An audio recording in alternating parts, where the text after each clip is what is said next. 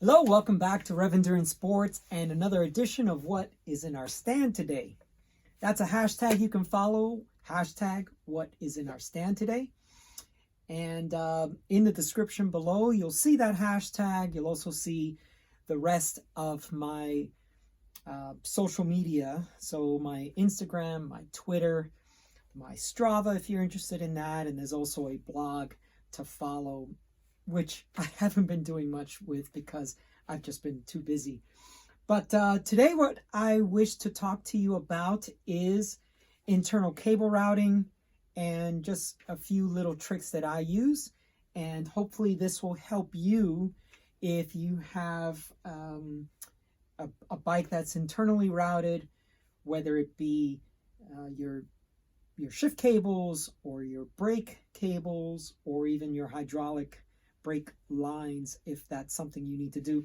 The principles are pretty close to the same. You just vary it a little bit for your purposes. So hopefully this video will be helpful. If you wouldn't mind, please just subscribe, like the channel, and or like the video, subscribe to the channel, and please tell your friends what we do here. I'm a one-man shop. I'm trying to grow this channel so I can spend a lot more time doing videos and providing some good content for you. Okay, so this past weekend, my climbing partner and I, we went out for an 11,000 foot climbing day. And on the last portion of the ride, about 1,000 feet to go of climbing to go on the return, she broke her rear derailleur cable. And so the bike is here now to get some of that stuff done. I'm working on a video for it, and time is always the issue, but I'm working on a video of the ride. It was a good ride. I mean, we started at 1,300 foot elevation. We climbed up to 8,400 foot elevation. Along the way, a lot of rolling terrain after a good substantial chunk of it was in one shot, and then after that just a lot of rolling kind of terrain. So we did 55 miles and 9,000 feet the first part, and then on the return we had 2,000 feet to do, and about 1,000 feet left is when her rear derailleur cable snapped. She's got a 5236 and she was stuck in her 13 back here. So she got through it, but we're going to fix her up today. We've got a shop ride tomorrow morning, Tuesday morning. So let me grab the camera and show you a couple of things, okay?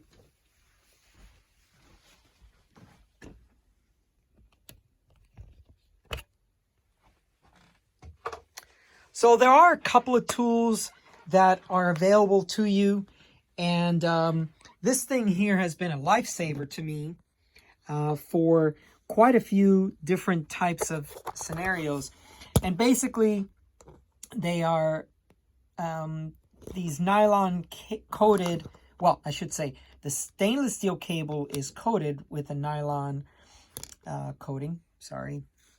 And you put these through the frame, use a magnet to kind of guide it through the frame, and that kind of helps you feed at least a starter, and then you go through with something else.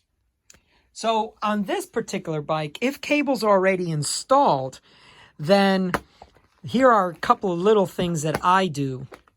So when you look at a setup like this, you've got your chainstay coming through here. It makes this bend. That's really hard to run a cable in this direction because it's got to come up and try to make this bend and try to go up. Now, when you put this back together, the fitting looks like this. So this is going to go inside the frame like that and make that bend for you and protect the cable itself. But, we have to do things in reverse if you've got a cable installed. So what we have here is a piece of derailleur housing that I've run backwards through the frame while the cable was still installed in the bike. So the cable itself is the guide to pull through the housing, right? And so you see it right there. So now this part of the frame, the chainstay, I've got the housing in there, and all I have to do is run the cable through there. But then the bigger issue sometimes is the frame itself. So here's a piece of nylon housing as well, and I've got that running through the frame and coming out this end here. So now you could see the cable through the inside of that plastic sheathing, and there's the cable in my hand, and I've got this taped along onto the frame so it doesn't fall into the frame. And luckily we have an access panel here from the cable stop. And then if you follow this cable all the way through, this is the problem that we have, and this is why we are doing the job that we're doing. So you can see right there, that cable is shredded.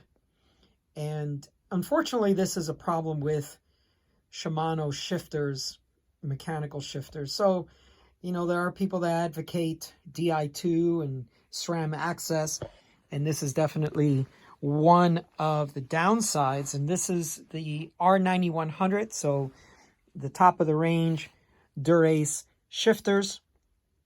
But so it happens to the top of the line as much as the Ultegra, as much as the 105. But that's all I wanted to show you for today. I need to get this bike done, so I don't have a lot of time to shoot a video. But this is one of the tricks that you could use. The other, as I mentioned, is that tool from the Park Tool Company, and that allows you to run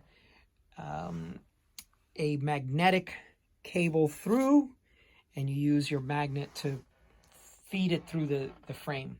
So that's what we're doing today. I appreciate all of you who have subscribed, and we're trying to get to 400 subscribers, and we're close to 350 as of June 7th. So I'm really excited about that, and I'm really excited to bring you more content as often as I can. So please like, subscribe to the channel, and we will see you up the road.